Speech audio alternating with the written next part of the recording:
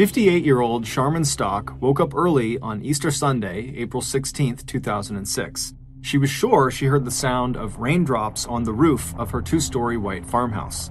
She sat up in bed, already worried that her Easter egg hunt that she had planned for her 4 grandchildren that afternoon would be rained out, but just a second later, her husband of 48 years, Wayne Stock, reached over and gave her a gentle, reassuring pat on her back. Wayne knew how much his wife loved Easter. "Don't worry," he told her, "it's not rain, it's just the wind. I checked the weather last night, and it's going to be a beautiful day." At around 6:30 in the morning, the couple got out of bed, and Sharman headed downstairs to the kitchen to make sure that each of the Easter baskets she had put together for her grandchildren were perfect. Then she opened the refrigerator and started prepping food for the big family dinner she was going to make later that day. And as she did this, she looked out the window, and just like her husband had predicted, the sun was already starting to poke through the clouds. Just an hour later, dressed in their best clothes, the Stocks were sitting inside Ebenezer United Methodist Church, saying hello to their neighbors and friends, catching up on local news, and just really enjoying one of their favorite holidays. The Stocks lived in a tiny town in eastern Nebraska called Murdoch. It was the kind of place where everyone knew each other and no one was worried about leaving their doors unlocked. In this tight-knit village of 270 people, Wayne and Sharman were especially well-liked and respected. They were active in the church, mentoring teens and teaching Sunday school. They also served on the school board, and Wayne had served in the Nebraska National Guard. Sharman had spent 17 years as a teacher's aide in the local elementary school, and now she operated a small business out of her house making specialty wedding cakes. In addition to the 1,000 acres of land Sharman and Wayne owned and farmed, the Stocks also had a successful business growing and selling hay. At 9:40 a.m., the organ music started and the congregation quieted down. As the couple waited in silence for the greeting from their pastor, Wayne and Sharman bowed their heads and gave thanks for all their blessings. On their way out of the church that morning after the service, Pastor Joe Wacker asked the Stocks what they were up to for the rest of the day to celebrate the holiday. As Sharman told him excitedly about her Easter egg hunt that she had planned for her grandkids, Pastor Joe smiled.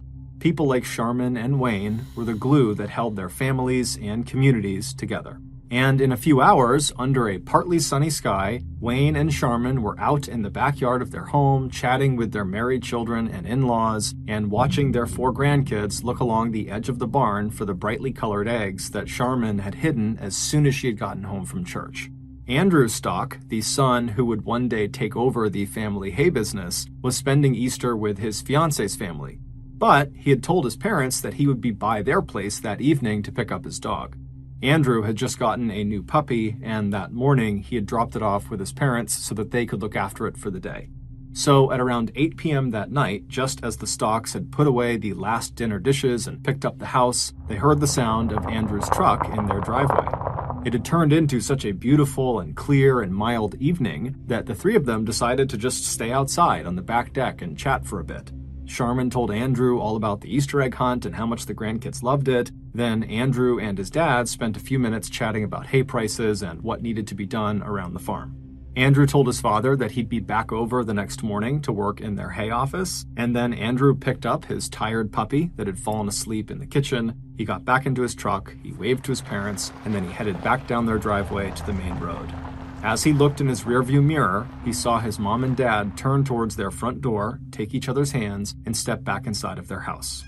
The next morning, Andrew got up early, he grabbed a cup of coffee, and he headed outside to his truck. He drove the roughly 30 minutes to his parents' house, pulling into the parking area just outside of the office building for their hay operations, which was a small standalone structure set a ways back from the farmhouse.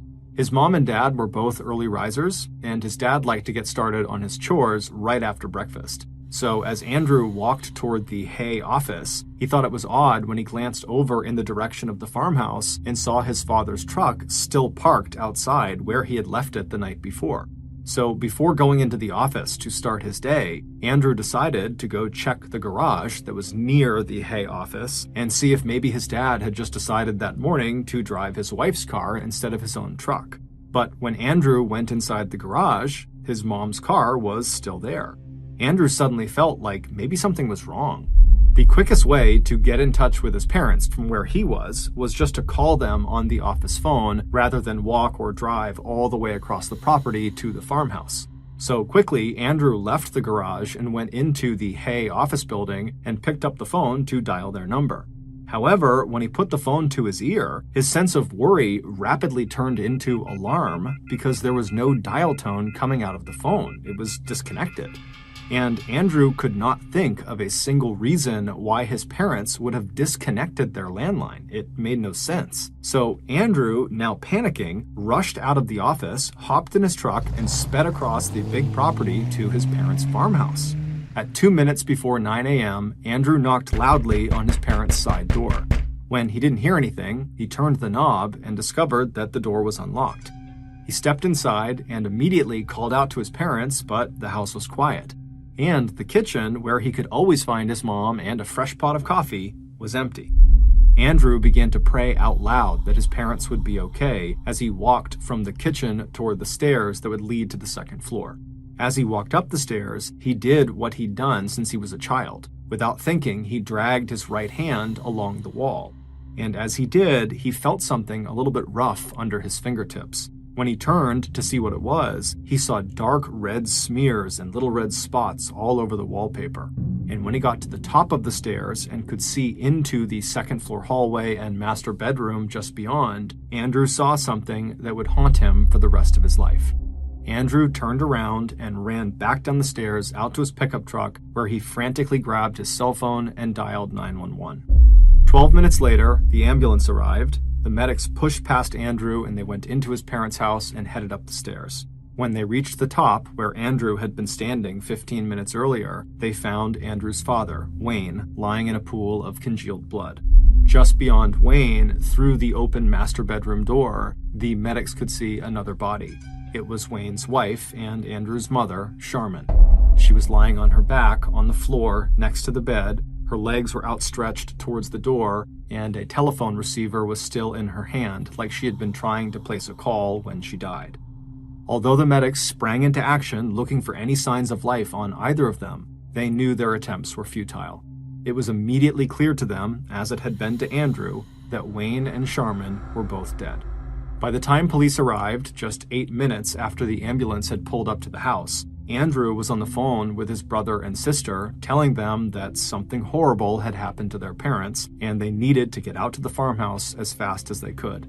His sister Tammy remembered thinking at the time that whatever had happened, her brother must be exaggerating. The sleepy little town of Murdoch, where they lived, had to be one of the safest places in the world, and Tammy knew her parents were in good health. She had just spent the day before, Easter Sunday, laughing and talking with them, so they had to be just fine.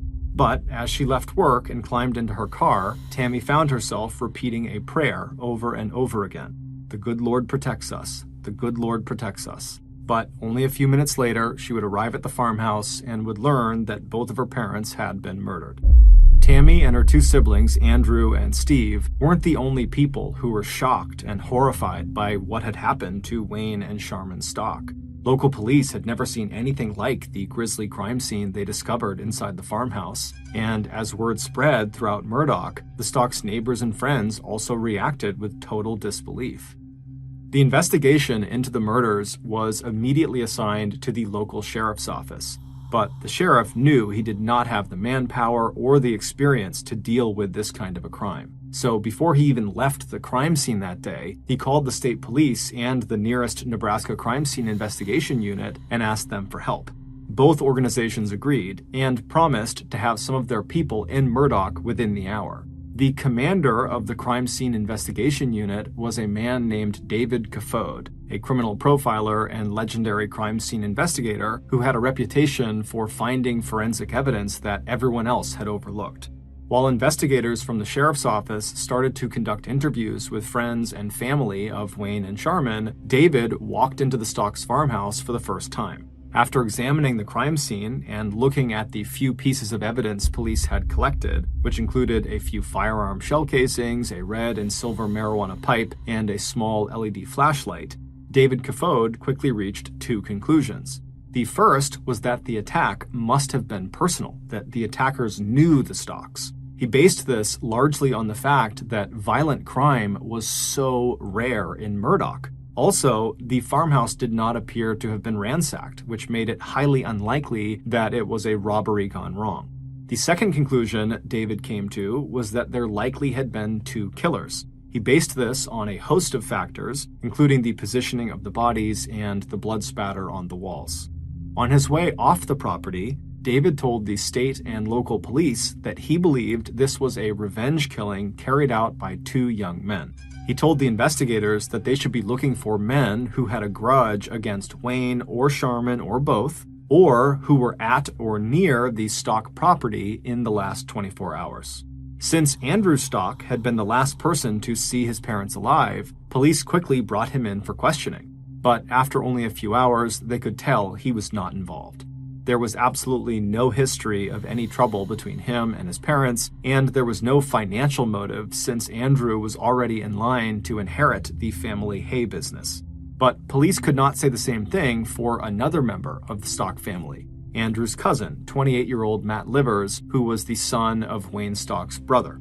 Several relatives had told investigators that Matt had a history of conflict with Wayne and Sharman, who were his uncle and aunt, including a disagreement over who would inherit a house that belonged to Wayne and Sharman. So at about 11 p.m. on April 17th, 14 hours after the gruesome discovery at the Stocks farmhouse, a state police investigator and a sheriff county investigator brought Matt into the local police station for questioning. Although Matt admitted to arguing with his aunt and uncle, he denied any involvement in their murders.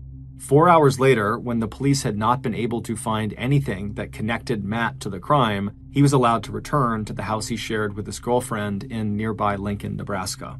In the meantime, other investigators had gotten a description of a light tan sedan car that a paper carrier had seen early on the morning of the 17th, parked near a fence between the Stocks property and an adjacent cemetery. The paper carrier also told police that this same car had passed him going very fast in the general vicinity of the Stocks home the night before. State and local investigators soon found a car that matched that description. It was a 1998 Ford Contour that belonged to a man named William Sampson, whose 21-year-old brother, Nicholas Sampson, happened to be the cousin of Matt Livers.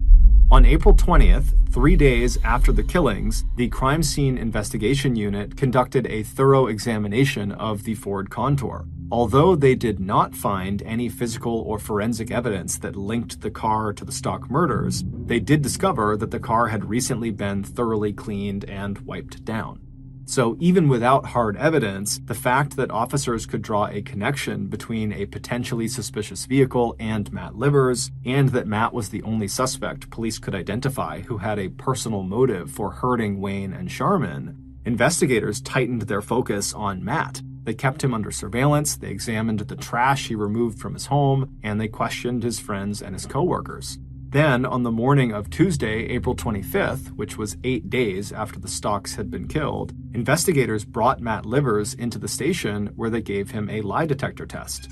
After the test, they brought him into a room for another round of interrogation. Despite Matt repeatedly saying he had nothing to do with the murders, no one believed him. And at the conclusion of this 11-hour straight interrogation session, police would tell Matt that he failed his lie detector test. Shortly after hearing this, Matt Livers confessed that he and his cousin, Nicholas, had in fact killed Wayne and Sharman Stock. The Stock children were devastated all over again. Not only had they lost their parents, but now members of their own family had admitted to committing the murders. They did not want to believe it, and aside from Matt's confession, there still was no hard evidence actually linking Matt or Nicholas to the killings, and so some of the Stock family actually held out hope that maybe there had been a mistake. But that would change on May 8th, 3 weeks after Wayne and Sharman were found.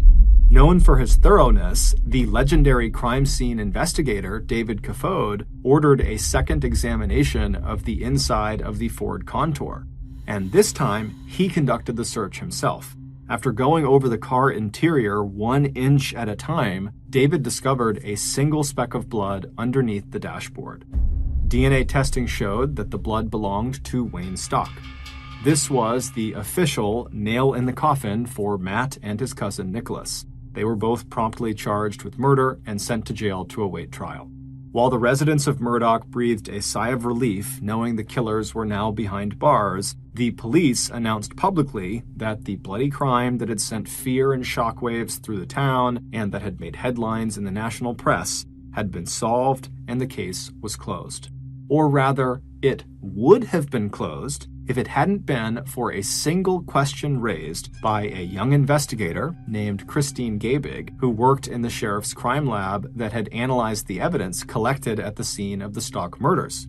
2 days after the discovery of the marijuana pipe and LED flashlight that police had found outside of the Stock's house on April 17th, just hours after Andrew had discovered his parents' bodies, police, who were doing a final sweep of the crime scene, found a man's gold ring on the floor out of sight in the Stock's kitchen.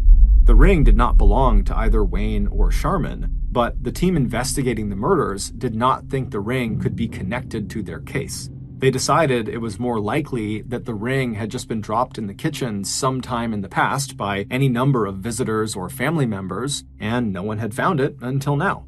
But to Christine, the ring was a loose end that needed to be tied up. She knew Sharman ran her cake business out of her kitchen, and after asking around, it turned out Sharman had a reputation for being a perfectionist who kept her kitchen immaculately clean at all times. And so Christine's thinking to herself, how is it possible that Sharman is in this kitchen all the time, constantly cleaning it up and constantly making sure it's perfect? How does she not find this ring when we found it within a couple of hours of being in her house? It just didn't make any sense. Christine decided she would try to track down the owner of the ring to see how it wound up in the Stock household. When she looked at the ring, she saw there was a jeweler's mark on it, as well as an inscription that said, "Love always, Corey and Ryan." The inscription was distinctive because it was on the outside of the ring rather than the inside of the gold band. It took a while, but finally, in mid-May of that year, Christine was able to trace the jeweler's mark to A&A Jewelers in Buffalo, New York. Christine picked up the phone and she called the number for the store, and it would turn out, had she waited even a few hours longer to make that call, she likely never would have figured out who this ring belonged to. Because the day Christine called that jewelry store was literally the day they were going out of business. Mary Martino, who was an employee at this jewelry store, was about to disconnect the phone line when the phone rang. She picked it up, and without even waiting for an answer, she told the caller, who was Christine, that they were shutting down the store for good and, best of luck to you, and she was about to hang up. But Christine butted in and said, "Please, I'm a police officer and I need your help finding the owner of a ring that you sold. It's involved in a homicide case." Mary was very surprised to hear this, and also pretty excited. The idea of assisting in a murder case was kind of thrilling. So Mary spent the next 3 days and 2 nights in the jewelry store's warehouse tracking down the order for that gold band. 4 days later, Mary called Christine back and told her that the ring had been shipped to a Walmart in Beaver Dam, Wisconsin. 70 phone calls to Wisconsin later, and Christine had found the ring's owner, a man named Ryan who lived 2 full states away from Murdoch, Nebraska. The ring had been a gift from his ex-girlfriend, Corey. Christine could just about see Ryan shaking his head on the other end of the line. He said, "I have no idea how my ring got to Nebraska." It turned out that Ryan's ring had been inside the glove compartment of his red Dodge Ram pickup truck, and that truck had been stolen in Wisconsin on April 15th, 500 miles away from Murdoch, Nebraska, and 2 days before the murders of Wayne and Sharman Stock. And then Ryan's truck had been found abandoned a few days later on April 18th in Louisiana, 3 states away from Murdoch, Nebraska. And the people who police believed had stolen Ryan's truck, 17-year-old Jessica Reed and 19-year-old Greg Fester, were already in police custody in Wisconsin. On June 6th, roughly 2 weeks after Christine made this discovery about the ring, the same 2 investigators who had gotten Matt Livers to confess to the murders of Wayne and Sharman Stock arrived in Dodge County, Wisconsin, and conducted separate interviews with Jessica and her boyfriend Greg, who'd been accused of not only stealing Ryan's pickup truck, but also going on a 4-day crime spree over that Easter weekend that took them from Wisconsin to Louisiana. And needless to say, investigators were shocked at what the teenaged couple told them. They claimed that they knew who killed Wayne and Sharman Stock, and it was not Matt Livers and Nicholas Sampson. Based on those interviews with Jessica and Greg and new evidence that police would uncover over the next 5 months, the police would come to the same conclusion as the teenagers. Matt and Nicholas were innocent. They did not kill Wayne and Sharman Stock. The following is a reconstruction of what actually happened to the Stock couple. But before we get into the rest of the story, I'd like to talk to you about today's sponsors. Okay, back to the story. Back on Saturday, April 15th, 2006, the day before Easter, 17-year-old Jessica Reed and her 19-year-old boyfriend, Greg Fester, left their small apartment in Horicon, Wisconsin to take a road trip west so they could go see the ocean for the first time. Jessica, who had once been a high school honor student and cheerleader, had dropped out of high school following her parents' divorce. She had started using drugs and began dating Greg, who had a long history of drug and alcohol abuse, as well as an extensive criminal record. Greg was also in and out of treatment for psychiatric disorders. The young couple didn't have a car of their own, so they began their road trip by stealing and then abandoning 2 different vehicles. Apparently, they hadn't liked either of them. They also broke into an empty house and stole a 12-gauge shotgun, ammunition, and an envelope full of cash. They eventually reached a farm where they saw Ryan's red Dodge pickup truck, and the couple thought that vehicle was perfect for them. So Greg hotwired the truck, and he and Jessica hopped in and started to drive west. As they drove, they got high on marijuana, cocaine, and dextromethorphan, which is a stimulant found in cough medication. Eventually, Greg turned the truck and headed southwest to the bordering state of Iowa. It was around this point that the couple stopped talking about wanting to go to the ocean to go see it for the first time. Now they were just solely focused on trying to rob as many people as they possibly could because they wanted money, and it seemed like they kind of enjoyed it. So on their way through Iowa, they robbed 2 more houses, vandalizing the first and stealing another shotgun, ammunition, and $300 from the second house. Then, on April 16th, Easter Day, the couple crossed from Iowa into Nebraska. As the day wore on, the towns they passed through were located very far apart, separated by miles and miles of cornfields or empty tracts of flat land.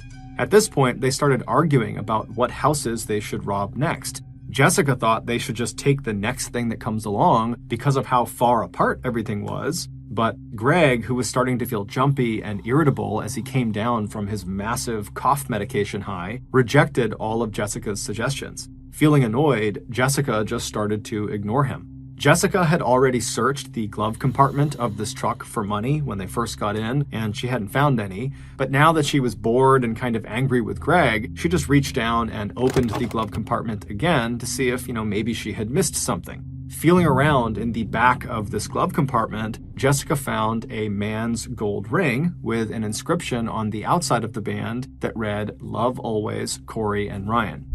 Jessica, whose shoulder-length blonde hair, childlike face, and small frame made her look more like she was 14 rather than 17, slipped the ring onto her thumb. It was way too big, but she liked it and decided to wear it anyway. As she and Greg drove west across Nebraska and day turned into night, Jessica told Greg he really needed to stop being so picky about what house they were going to rob. There just weren't that many choices. And so finally, in the early morning hours of April 17th, as they drove down another long rural road, Greg suddenly put on the brakes. He could see a white 2-story farmhouse with several outbuildings scattered around it, set back from the road. All the lights were out, and from his perspective, he couldn't see any vehicles parked anywhere nearby, and so to him, that meant no one was home. He turned to Jessica and told her this was it. This was the house they were going to rob. He switched off the headlights of the truck, and then he turned down the Stock's driveway and began moving towards their farmhouse. As they got closer, he told Jessica to grab one of the shotguns just in case there were dogs on the property, and he grabbed the other, making sure both of them were loaded. Then, after he parked the truck in front of the farmhouse, he stuffed a few more shells into the pocket of his jacket and told Jessica to get out of the truck. Crouching down and trying to make as little noise as he could, Greg walked toward the side of the house looking for a way to get inside. And he didn't have to look for very long, because within a couple of minutes, Greg found an unlocked window leading into the laundry room on the first floor. He lifted the screen and crawled through the opening into the house. Then he opened the back door and let Jessica inside. They didn't stay long on the first floor of the house before heading upstairs, but they did stay long enough that while passing through the kitchen, Ryan's gold ring on Jessica's thumb slipped off and rolled out of sight somewhere on the floor. Jessica either didn't notice or didn't try to look for it. The pair quietly made their way up the stairs, but before reaching the top, they stopped. Very clearly, they could hear the sound of someone upstairs snoring. This house was not empty. Without discussing what they were going to do, Greg, who was in the lead, simply just kept on walking up the stairs, and Jessica followed. The couple moved down the second-floor hallway to the master bedroom at the end of the hall where Wayne and Sharman were fast asleep. What happened next, only Greg and Jessica can understand.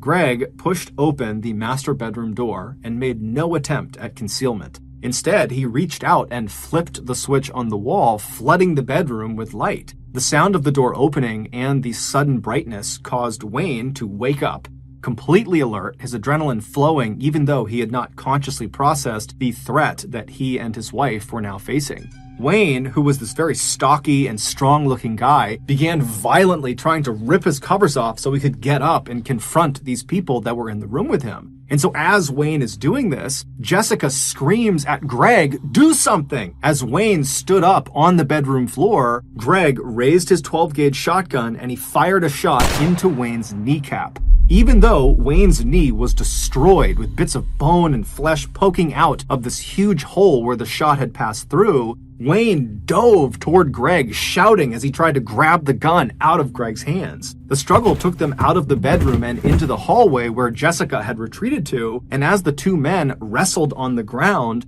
Greg yelled at Jessica, "Shoot him!" Jessica didn't hesitate. As Wayne looked up at her, she aimed the shotgun right at his face, and then she fired a single shot into his right eye. A second later, Greg was back up on his feet. He reached down, picked up his shotgun, and he aimed it at Wayne's head, and he fired another shot. This time, literally blowing off the back of Wayne's skull and sending blood spatter all over the stairway wall and creating a silhouette outline of where Jessica, now covered in blood, was standing with her gun in her hands. As soon as Wayne had stopped moving, Greg and Jessica turned their attention back to the master bedroom. They calmly walked back inside and saw Sharman standing next to the bed, crying and screaming hysterically as she desperately tried to call 911 for help. Greg walked across the room until he was standing directly in front of Sharman, who by now was so scared she was just standing there whimpering with the phone in her hand. Greg raised his shotgun until it was level with Sharman's face. Then Greg fired another shot. Despite the shotgun blast blowing off most of Sharman's face, she did not die right away.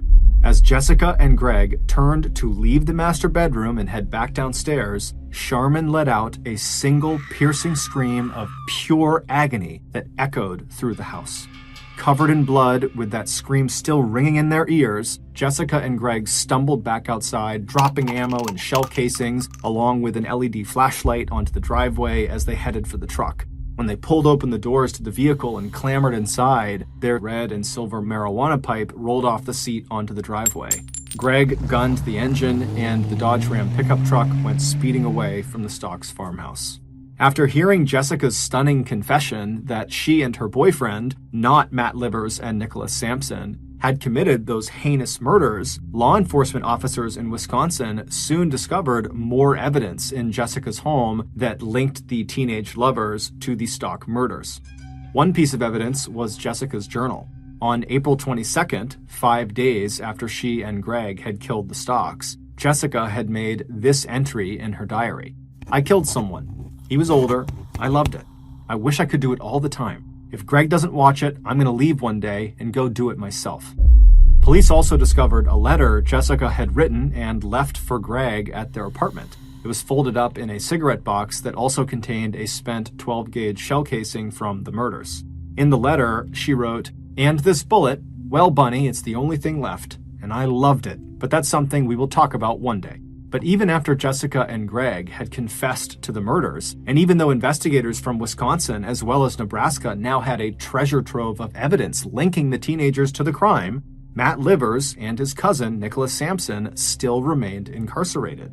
Armed with Matt Livers' confession and the speck of Wayne Stock's blood inside the Ford Contour, state and local investigators were sure that Livers and his cousin must have had something to do with this crime. It wasn't until the FBI and lawyers for Matt and Nick stepped in that investigators in Nebraska finally stopped insisting that Matt and Nicholas were also involved in the murders. Lawyers for Matt Livers produced evidence that his confession to killing his aunt and uncle had been coerced, and that he had recanted that confession the day after he made it. It would turn out Matt Livers had an IQ of 63, which meant he was developmentally disabled. And videotapes of his interrogation showed police feeding him the information they wanted him to tell them, until finally, after 11 hours of badgering and threats of facing the death penalty unless he cooperated with police, Matt agreed that he had committed the murders. And when he was pressed by police to name his accomplice, he chose his cousin because Nick had access to a car that matched the description of the light tan vehicle that police said they spotted near the Stocks farmhouse on the morning before the murders were discovered. And even though Matt had been told by police that he failed his lie detector test, in reality, it's likely the results had been misread or misinterpreted. During the first week of October 2006, Nicholas Sampson, who had been incarcerated for the last 5 months, was released and the state dropped all charges against him. 2 months after that, in December, Matt Livers, who had been locked up for the last 7 months, was also released and had his charges dropped as well. In January of 2007, Jessica Reed and Greg Fester both pleaded guilty to 2 counts each of second-degree murder. Before her prison sentence was announced, in a written statement submitted to the judge in her case, Jessica Reed pleaded for mercy, saying that the sound of Sharman Stock's final piercing scream after her face had been shot off still woke Jessica up at night. The judge was not moved. On March 19, 2007, Jessica Reed and Greg Fester were both sentenced to life in prison. But before it was all over, there would be one more twist. In late 2007, the FBI got a tip that the legendary crime scene investigator David Kafode most likely planted that single speck of Wayne Stock's blood that had been found during the second search of the Ford Contour. Prior to that blood being found, the only thing police had connecting Matt and Nicholas to the crime were their confessions. And so David planting that blood is what ultimately put them behind bars. On June 2nd, 2010, 3 years after Jessica and Greg went to prison and 4 years after the state of Nebraska finally dropped all charges against Matt Livers and Nicholas Sampson, David Kafode was sentenced to 20 months to 4 years in prison for falsifying evidence in the Stock murder investigation.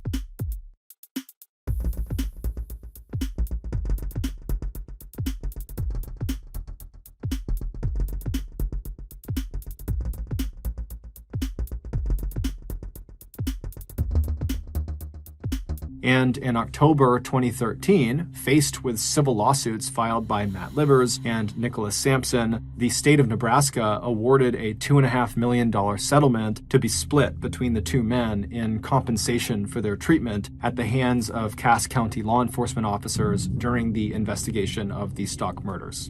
As for Andrew Stock, who discovered his parents' bodies on the morning after Easter 2006, justice may have been served, but his family will never recover from their loss. Nicknamed the Great Gray Green Greasy, the Limpopo River is one of Africa's largest rivers. It serves as a border between Zimbabwe and South Africa, and it also happens to be one of the most dangerous places on Earth. A town in South Africa called Phalaborwa sits on Limpopo's shores, and all of its residents know they're never supposed to step foot inside of the dangerous waterway. But not all of their residents take that guidance seriously. On January 1st, 2010, Phalaborwa resident Mariska Buitendag, along with her boyfriend and 6 of their other friends, had been out all night partying, celebrating the new year. They had had a considerable amount of alcohol over the course of the night, so as the sun was coming up, in their inebriated state, they decided they wanted to take an early morning dip in the Limpopo River. So they head over to the river, and while initially they all seemed really eager to get in the waterway, it was only Mariska that was brave enough to do it. So the rest stayed on shore, and Mariska jumped in the river and jumped right out again. And she survived, and everyone was very impressed with her. And so she's confident, and so she does it again, this time going a little bit farther out into the river before coming back on shore. Now she's really confident, she's done it twice, and so she said, "Hey, who wants to come with me for a third time in?" And the group said, "No, we're still good, and you really shouldn't push your luck. This is not safe." And she said, "I don't care, I'm going in for a third time." So Mariska gets in the water, and by herself, she swims out on her back about 15 meters away from shore. She turns and waves at the group and smiles before she is violently pulled under the water. There wasn't even time for her to scream. Her boyfriend immediately jumped into the water to try to pull her out, but he knew where she was, and there was no way he was getting her back. The other nickname for the Limpopo River is Crocodile River, and Mariska, unfortunately, had fell victim to one of its apex predators. But it's not just drunk partygoers that fall victim to these crocodiles. Unfortunately for the residents of Zimbabwe, because of the extreme hardships they have to face, many of them have been forced to flee the country and cross over the Limpopo River to try to gain entry into South Africa, and many of them will die trying. On April 11th, 2014, Zimbabwean and South African police discovered this crocodile-infested cave right near where Zimbabwean residents will try to cross over the Limpopo River, and inside of this cave were the remains of 15 people that presumably tried to cross over and were caught by crocodiles. The discovery of this cave and the 15 people who lost their lives inside of it, while tragic and certainly gruesome, it only represents a fraction of the total number of people who have died trying to cross this river. The next story, which is our number 2 story on today's list, is called No Way Out.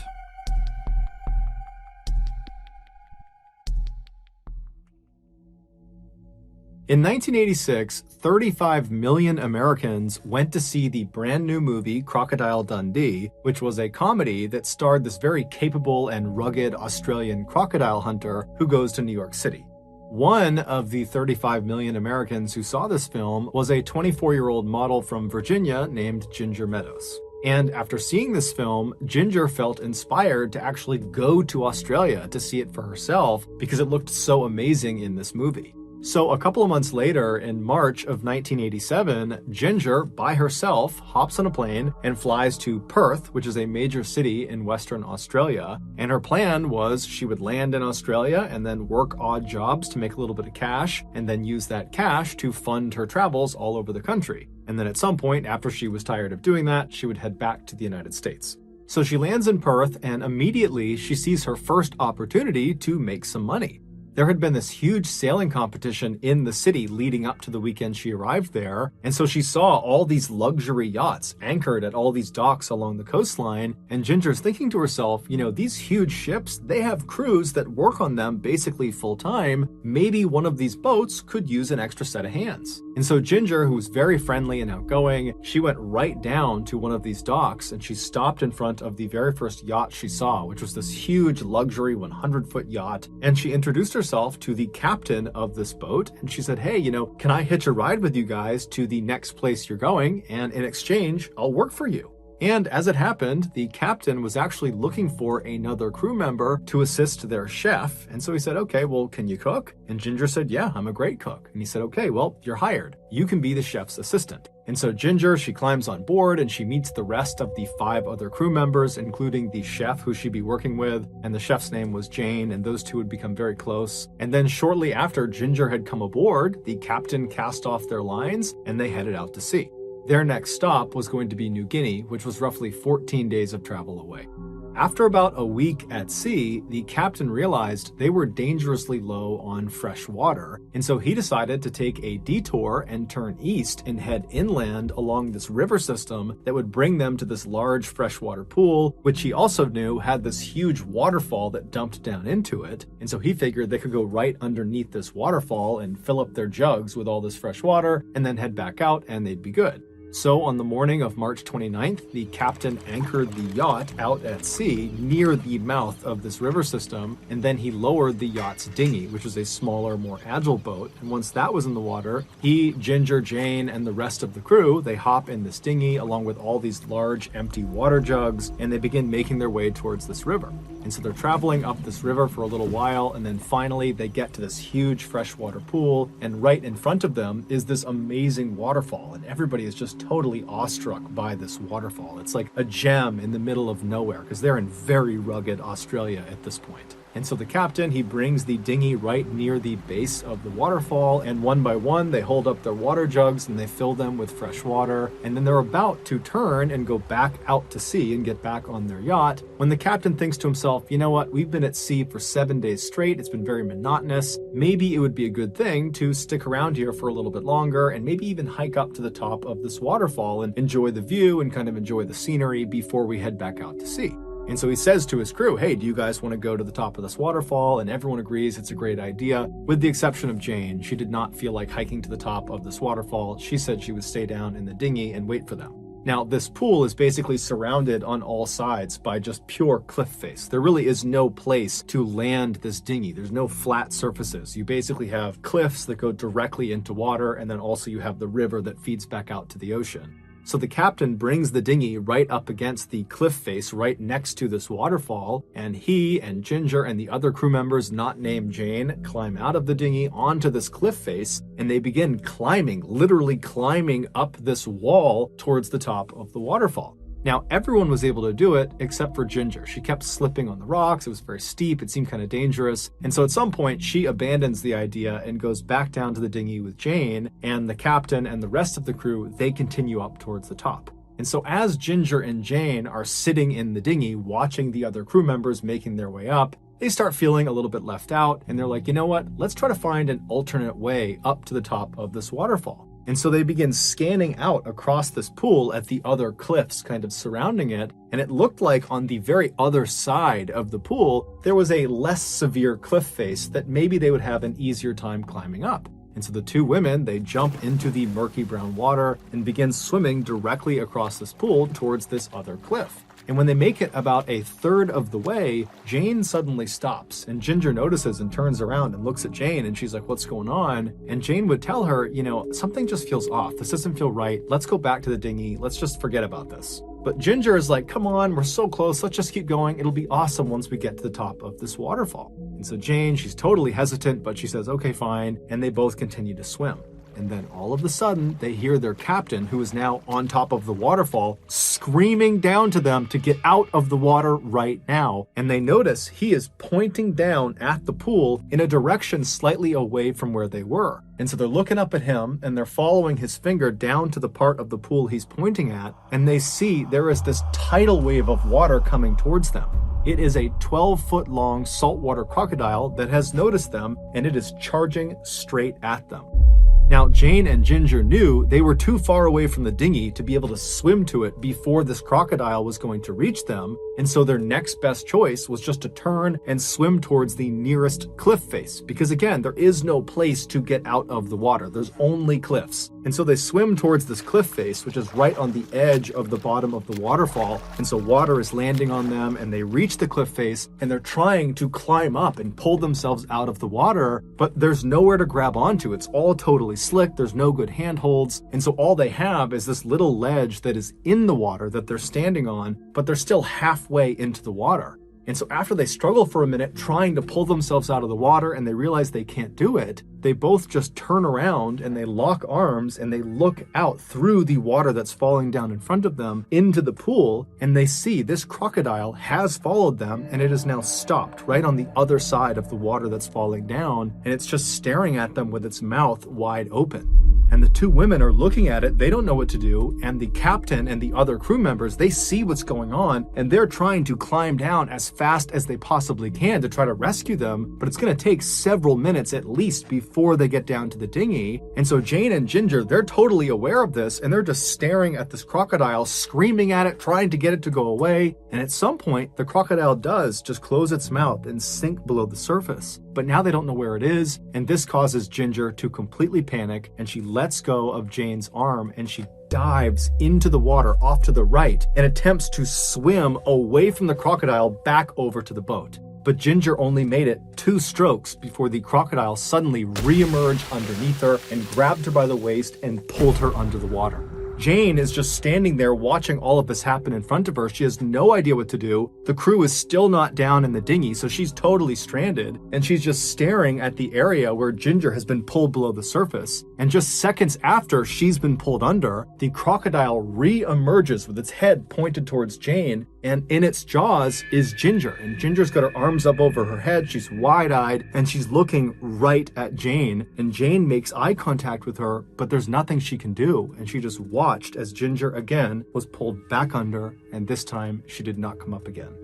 Ultimately, Jane would be rescued from the ledge. The crew would get down to the dinghy, they'd swing over, they would pick her up, and then about 2 days later, they would find what was left of Ginger's remains. It would turn out the captain was well aware of the threat the crocodiles posed in this river, and he had told his crew, Ginger and Jane included, about this threat, and that at no point should anyone get in this water. But of course, his warning went unheeded. The next and final story, so our top story of today's list, is called Blackwater.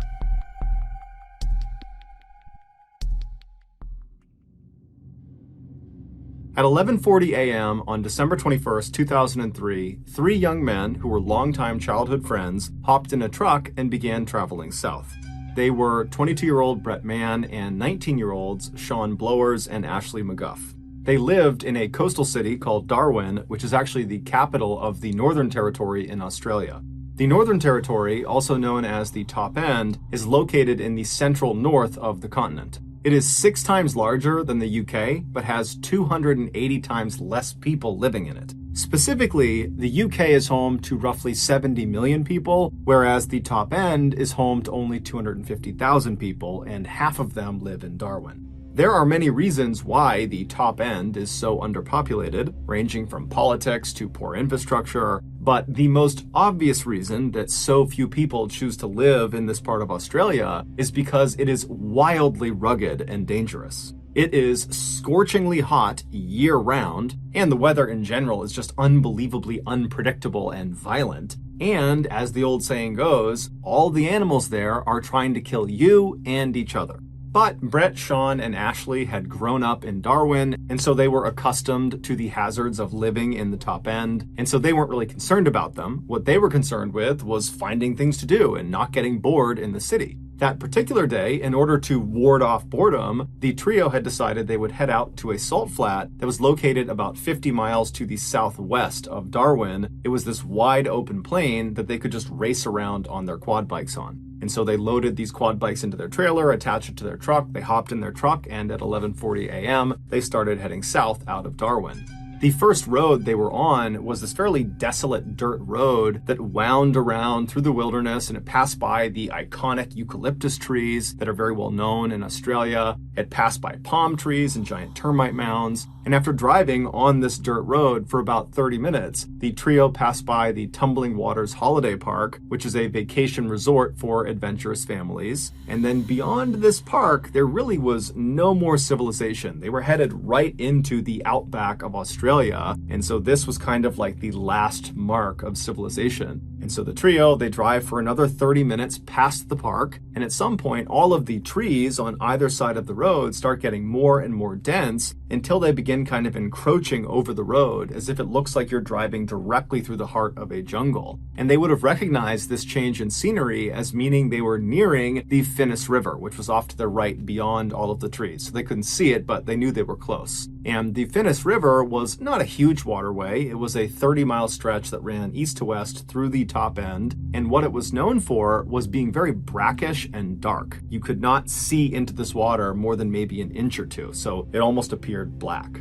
And so the trio continued driving along through this kind of jungle atmosphere until the left side of the road began to thin out again, and then it eventually revealed the salt flats up to their left. And so at that point, the trio pulled off on the right side of the road where the vegetation was still very thick. And then the trio hopped out of the truck, they went around to their trailer, they dropped the gate, and one by one they pulled their quad bikes off, and then each of them hopped on and drove out onto the flats.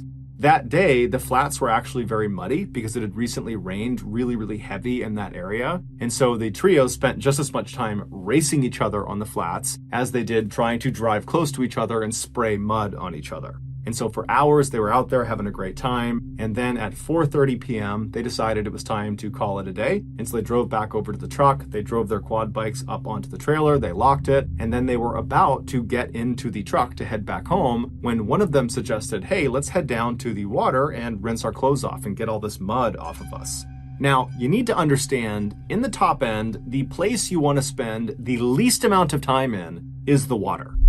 People in the top end assume that in any natural water body that is not clearly designated as a swimming area has at least one animal lurking in it that will kill you. This is a literal precaution people in the top end take. And so this section of the Finnis River that these three friends were thinking about going and jumping into and washing off inside of, this was not a clearly designated swimming area, and so it should be avoided. But you need to remember, these three guys, they grew up in the top end. They were used to living in this kind of wild area, and they'd also come to the salt flats so many times over the years, and they had jumped into the Finnis River before to wash off and go swimming, and nothing had ever happened. And so really, the idea that the Finnis River could be dangerous to them, it didn't really cross their mind. They felt like, you know what, we've been there, done that, nothing's gonna happen to us. And so they left the truck and walked away from the salt flats into this mangrove forest that's only a couple of feet off the road and began walking towards this river. Normally, the trip from the road through the forest to the river bank, basically where the forest ended and you reach the river, it would take about 10 minutes. But after walking in this mangrove for maybe a minute, they were already standing in river water. It was only a couple of inches of this water, but it signaled to the guys that clearly the river is very swollen from all of the recent rains, enough so that it overflowed beyond its natural boundaries and it's flooded the mangrove forest. But the three guys, they look at each other and think, meh, what's the big deal? I'm sure we'll be fine. And so the guys continued moving on, but as the mangroves began to thin out, they began to slow down dramatically. But because the riverbanks on the edges of the Finnis River were very steep. If you were standing on dry land, if there was no flooding, and you were right on the edge of the Finnis River, if you took even 1 or 2 steps into the river, you would slip down under the water and the water would be over your head. Now, as these guys are walking, because the ground is flooded with this black, brackish water, they couldn't see the ground, and so they couldn't tell where the drop-off into the river was. And so they began to slow down, and then when all the trees were practically gone, they knew they were close, and then one of them actually slipped and kind of tumbled down the edge for a second, but he turned and he grabbed one of the roots of the mangrove tree and pulled himself back up. And then the other two, after seeing this, they walked over and stood next to him, and the trio just stood there looking out at this pitch black looking river that was very clearly moving faster than normal because of all this excess rain. But they kind of looked at each other and thought, you know what, it's not that big of a deal. We'll hold on to the roots of these mangroves and lower ourselves over the embankment. We'll wash ourselves off, pull ourselves back up. No big deal. And so they each turned around and grabbed a root of one of the many mangrove trees that marked the edge of this forest. And while holding on, they would lower their lower half down past the embankment until they were submerged. They rubbed all the mud off of themselves, being very careful not to let go of the mangrove at any point. And then as they were about to finish up and pull themselves back up and get back to their truck, when Brett loses his balance and somehow lets go of the mangrove root and slips down the steep embankment, and suddenly the current takes him away from his friends and out to the middle of this river, and before long he's getting pulled downstream. And so he yells out to Ashley and Sean, who had their backs turned to him. They turn around, they see their friend, and they instinctively leap into the river to try to go get him and help swim him back to the side. Now, all three of them were very competent swimmers, and so this was not a high panic situation. This was more like a inconvenience and maybe a little bit funny, and so that's why they leapt in no problem. They figured, worst case scenario is we'll drift somewhere down there and we'll get out and we'll walk our way back to our car. But as soon as Sean and Ashley were free floating in this river, they felt how strong this current was, and it was way stronger than they were anticipating. And so they actually started to get a little bit worried, and they looked up ahead of them, and Brett, who had been in the water for, 10 or 15 seconds before they leapt in, he had already moved way farther downstream than them. And so they decided, what, we have to get out, but we need to get to Brett first. We all need to get out at the same place. And so they decide they're going to swim downstream, meet up with Brett, and then get the heck out of that river as fast as they possibly can. And so they yell out to Brett hey, we're coming to get you. And they start swimming as fast as they possibly can. And with the help of the current, they manage to get all the way up to Brett relatively quickly, maybe a couple of minutes. And when they reach him, Sean and Ashley go in front of Brett. And then the three of them, they stop actively swimming and they allow the current to just kind of carry them downstream. And as they're drifting, they begin scouting the left side of the river for a solid clump of mangrove trees they can swim into. Because unless there's something to grab onto on the edge of this river, they can't pull themselves out. And so at this point, the trio is definitely uncomfortable being in the water because of how strong that current is, but they're confident they're going to find a viable landing spot and they're going to get out of here and it will be a great story. And so Sean is in the front, Ashley is right behind him, and then Brett is behind Ashley. And they're all about an arm's length away from each other. And they're drifting down this river for a couple of minutes. They're looking on the left side for a viable landing spot. And then all of a sudden, Ashley just yells out, hey, I see something in the water. We need to get out. Find the nearest tree. Get out, get out, get out. And so Sean, he starts panicking. He doesn't even turn around to see what's going on behind him. Adrenaline kicks in and he swims as fast as he possibly can to a tree that's popped out of the river. It's literally growing in the middle of the river. And so he swims up to this tree. He manages to climb up to the first fork of the tree, which is maybe 6 or 8 feet above the water. And as soon as he's up there, he turns around and looks down and he sees Ashley. He reaches down and he hoists Ashley up to the first fork with him. And then the pair turn around again to grab Brett, but Brett's not there. And so they look around, they're thinking, okay, did Brett not make it to the tree? Did the current pull him around? Is he at some other tree? They're yelling out for him, they're looking for him, but there's no Brett. And so they're talking to each other, Ashley and Sean. They're saying, hey, did he call out? Did you hear something? Did he give some indication about where he was going? And they're saying, no, I don't know where he is. And so they start climbing up the tree a little bit and trying to look down and up the river to see if maybe they can see him. And then all of a sudden, Sean notices something yellow flash beneath them in the water. And so he looks straight down and he sees this yellow thing down there. And so he nudges Ashley and he says, look. And so Ashley looks down, and as they're looking, they're about 10 feet off the water at this point. They see this yellow thing start rising up to the surface. Now, the water is so dark, they really can't tell what anything is unless it is at the surface. And so they're watching this yellow thing, and suddenly it comes out of the water, and they see it's Brett. He's got his yellow jacket on. That's what they saw. And Brett is in the mouth of a 13-foot-long saltwater crocodile. He is face down and his left side is being held in this animal's mouth and he's not moving. And so Sean and Ashley are so scared, they're just frozen. They're just staring at this monster that's in the water that's holding their friend underwater and they can't do anything about it. And for 2 minutes, they just stand there looking at this animal, wondering what's going to happen. And for those entire 2 minutes, the crocodile stared right back up at Ashley and Sean as if it was showing them what it was going to do to them once they got in the water. That I've done this to your friend, I'm getting you to as well. And so they're staring at this animal when suddenly it just kind of goes underneath the water back down into the black abyss, and it, along with Brett, just disappear.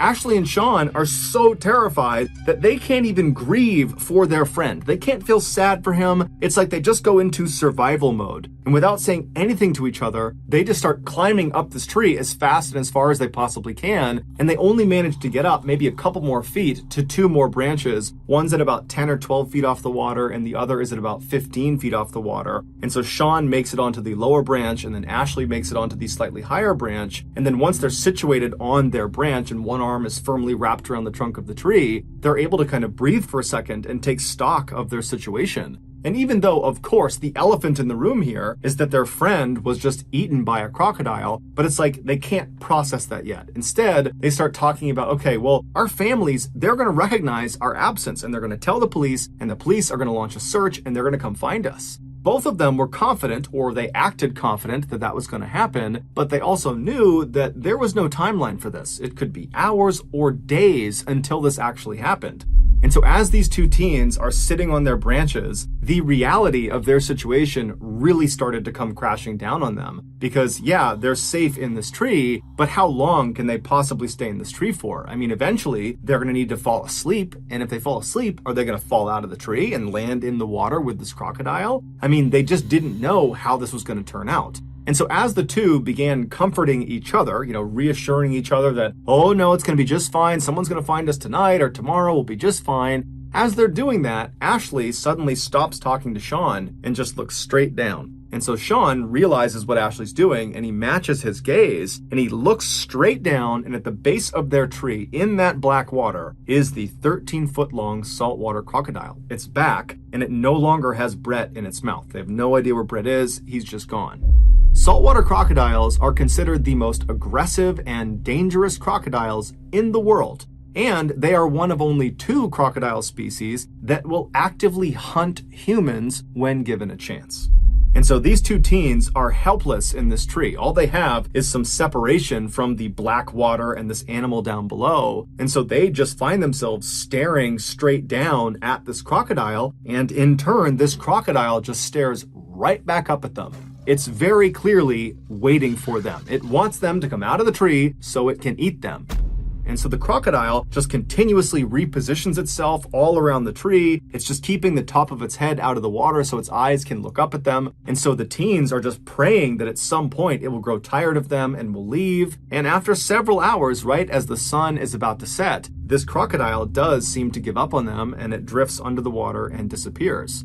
After a couple of minutes, Sean, who was on the slightly lower branch, decides he doesn't want to be any closer to the water than he needs to be, and he's going to climb up to Ashley's branch. And so he very carefully stands up on his branch. He makes sure he's got solid footing, and then he reaches up and he grabs a branch with his right hand, and he kind of tests it, and he feels like it's pretty sturdy. And then he puts all his weight on it and tries to reach for another branch when this one breaks. And as soon as that branch broke, Sean tumbled 10 feet into the water.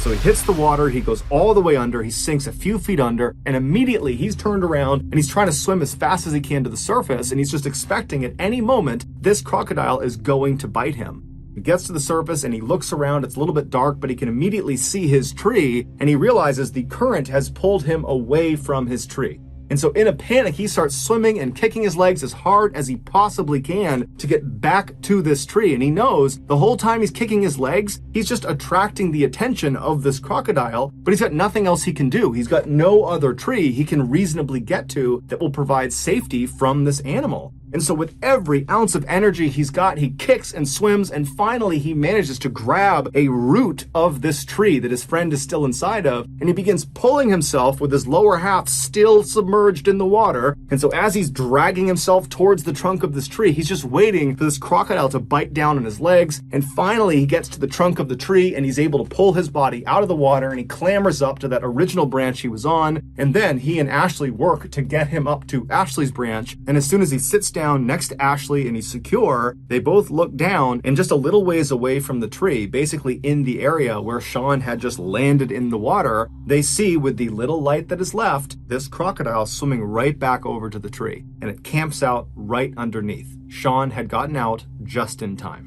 When the sun finally did set about 10 or 15 minutes later, it became pitch black. There's no ambient light in this part of the world. There aren't any buildings or cities close enough to this area, and so it is truly pitch black, and so they could no longer see the crocodile down below. But they knew it was there because periodically they would hear it repositioning itself right underneath them. Also, because it was so dark, the two teens could not actually see each other. And so they began holding on to each other, and then anytime either of them moved, they would announce their movement to the other, just so they knew they had not fallen asleep and were not falling out of the tree to a horrible death.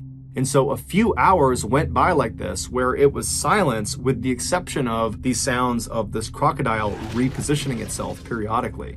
A little after midnight, a huge storm rolled into this area, and it began absolutely downpouring, and the raindrops that were hitting the river were so loud that the teens could no longer hear the sound of this crocodile, and so they had no idea if it was still down below them or not. But every time lightning would strike, it would illuminate the sky for that flash of a second, and in that flash, they would look down, and there would be the crocodile. After several hours of this super intense downpour, the two teens also started to become concerned that all this additional rain could raise the water level of the river all the way up high enough that this crocodile might be able to jump out and reach their legs. But because it was so dark, they couldn't actually see the top of the water, and so they had no way of knowing if the water levels were actually rising or not. And so they both kind of sucked their legs up onto this branch and tried to make themselves as small as they could while still remaining anchored to each other and also to the branch. And that's how they sat for the next several hours, just hoping they would survive the night. Finally, when the sun came up that following morning, the teens immediately noticed that the crocodile was still right below them, just lurking at the base of the tree, waiting for them. And they also noticed the water level of the river had clearly come up quite a bit. And so if they weren't rescued soon, there was a good chance that another heavy rainstorm, that crocodile would be in range of them, and there was nowhere they could go. They were as high up as they could get. Not to mention the fact they were hypothermic, they were weak, they were tired, and if you fall asleep, you're gonna fall in the water. And so the two teens, they knew they did not have much time left. Luckily, at 10 a.m. that morning, they heard the sound of a police officer who was out in the mangrove forest. It turned out their families had recognized their absence. They had called the police, and that morning a search had been launched. They had found their truck and then had been walking down the river yelling out to them, and then they finally did find them. Initially, when they located these two teens stuck in the tree, they called in a helicopter to hover over them and lower down a ladder that could climb back up. But when the helicopter got close to this tree, the rotor wash from the spinning blades, it practically blew the boys out of the tree, and this crocodile was still in the water. The rescuers could see it, the boys could still see it, and so there was this fear that the helicopter would literally send them into the water to their death. And so they had to abandon the helicopter approach. However, the blades of that helicopter did ultimately scare this crocodile, and the crocodile swam away. And so as soon as the helicopter was off station, they had a boat come in, and the boat got right underneath the two boys. They jumped down into it, and they were brought to safety. The two boys were brought to a hospital where doctors determined they were physically okay, but both of them were severely traumatized from what they had just been through. As for Brett, despite an exhaustive search of that river, they never found his body or any of his clothing or any belongings he had on him, and they never found the crocodile that killed him.